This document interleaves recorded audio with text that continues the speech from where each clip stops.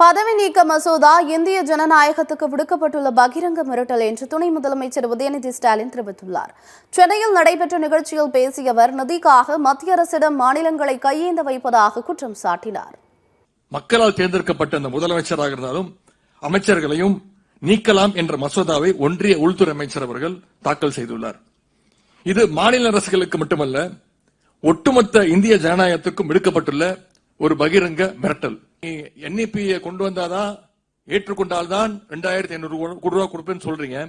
ஆனால் ஒன்றிய அரசு நீங்கள் எனக்கு 10,000 கோடி ரூபாய் கொடுத்தாலும் எந்த காலத்திலும் புதிய கல்விக் கொள்கையை தமிழ்நாட்டு மக்களிடம் நான் கொண்டு செல்ல மாட்டேன் என்று எதிர்த்தவர் தான் நம்முடைய தலைவர் அவர்கள். இதனால் மாநில அரசிற்கு பல்வேறு வழிகளில் கடும் நெருக்கடி உள்ளாகின்றது.